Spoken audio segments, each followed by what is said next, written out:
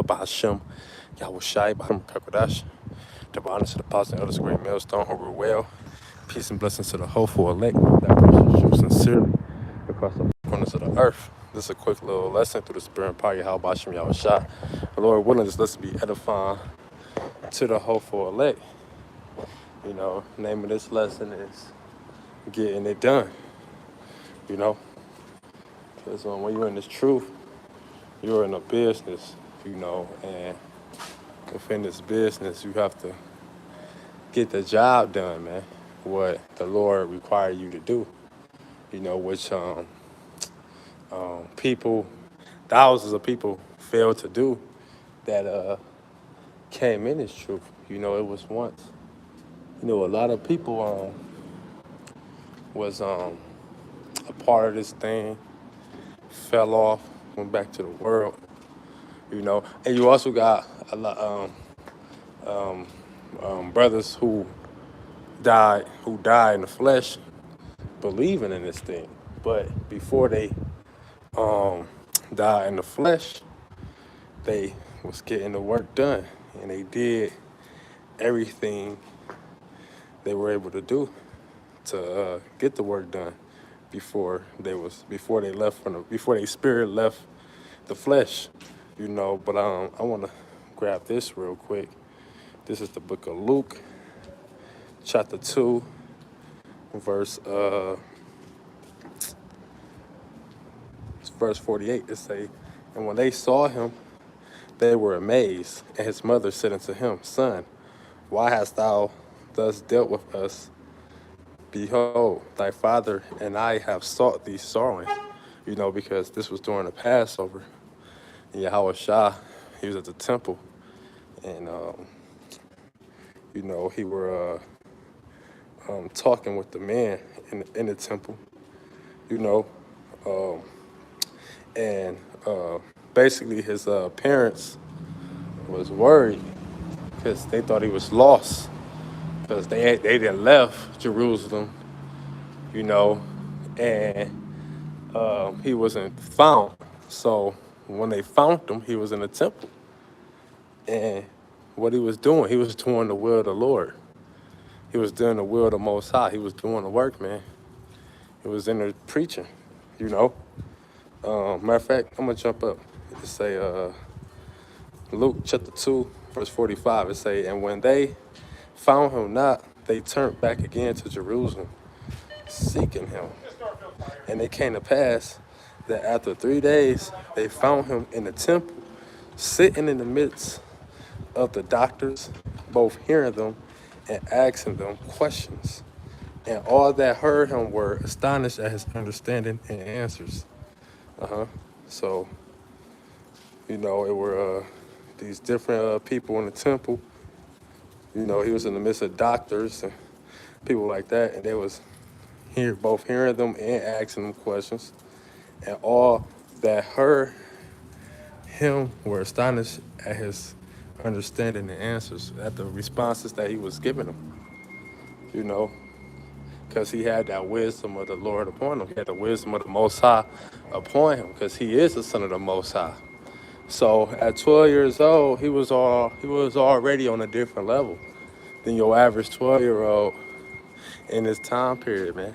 Because at 12, you're grown, according to the scriptures. When you hit puberty, when you're able to bust a nut, you know, ejaculate, or when you're, when your cycle come, you know, you're able to come on your period, you know, you're grown according to the law.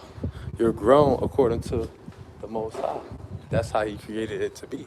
But this society, they don't even teach this. They say you grown when you turn 18, you know, and, you know, they got all these different laws and shit, and, you know, and they got terms, minors, and, you know, all this little unjust shit that this devil got established in this kingdom. But when you go in the ancient world, as soon as a woman became a woman, when her cycle came, when her moon cycle came, and the man became a man when he was able to ejaculate, and they call that puberty. you know, Esau school. That's why when you in elementary school they teach what's the like fifth grade. You know, people is usually like 10, 11 years old in fifth grade. You know, that's why they teach sex ed classes and stuff like that, because you're able to have sex at that particular age. You know, so if you're able to if you're able to have sex properly at those particular ages, then what does that tell you? You're able to reproduce and have children. So how can a child be a mother or father? You're no longer a child anymore. You know, and that's the part of the scriptures that a lot of these soft ass niggas get emotional about. You know, but that's just a little scientific information on that. But back to the original topic, he was in the temple and his mother and his father was looking for him. And they were looking for him because shit, that was their son. You know, they were worried. You know, they looked at him like that's, you know, his mom, you know, she was in her feelings. Where's my baby at? You know, because you know, that's just a natural emotional feeling from a parent to a child. They gonna always still look at their child as their baby. You know what I'm saying? So next verse is say, and he said unto them, how is it that ye sought me? Wish ye not that I must be about my father's business? So he said, how fuck you looking for me for? Don't you know I'm about my father's business? Because the angel already told his parents who he was and what was his mission and his task on for being on earth. What was his duty? What was his job? What was his mission? So point is, he had a business, he had a mission to accomplish, man. He had to get it done, no matter what his how his mom felt, how emotional she was, none of that. He took her straight to the point. Don't you know that he's about his father's business? You know, because he was. That was his whole purpose. To be on earth was to do the will of the Lord. And that's our whole purpose of being on earth. We're following after the same steps of Yahweh Shah to continue to do the work, man. You know? And only care about and focus on that. You know what I'm saying? So I'm gonna grab this real quick. This is the book of John, chapter 4, verse 34. It says, Yahweh Shah saith unto them, my meat is to do the will of him that sent me, and to finish his work. So there it goes. It said, my meat is to do the will of him that sent me. My whole duty, my whole task is to do the will of Yahweh Bahasham Yahweh Shah. Well, he was talking about the will of the Most High, but for us, it's the will of Yahweh Bahasham Yahweh Shah. That's what he was about. And he got it done. You got to get the work done no matter what you're going through. You got to get the work done. You know, unless you physically can't do it, unless you fucking in the hospital in a coma or dead, or you know, you're you know, refrain, you know, from teaching the truth on the streets. You're in jail or something like that. If you're able-bodied, you have to do the will of Yahweh Bashem Yahweh Shah. You know, you got to get it done, man.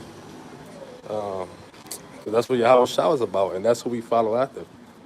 You know, this is 2 Peter chapter 4, verse 7. I have fought a good fight. I have fought a good fight. I have finished my course. I have kept the faith. So there you go. Paul said that he did everything he was able to do before his death. And he continued to keep the faith. Because faith without works is dead. You can't do the work without having faith. You got to have the faith, man. You have to believe that this is the truth so you can continue to do the work. You know, that's all it's about, man. So, Lord willing, this was edifying. This was just something quick, simple, straight to the point. You gotta get it done. So with that, I'm gonna close out. Giving all praise and the glory to Yahweh, Bahashem, Yahweh Shai, Bahashem, Kakodash. Double honors to the apostle elders, a great millstone, who rule well. Peace and blessings to the hopeful elect. Shalom and Kwame Sharala.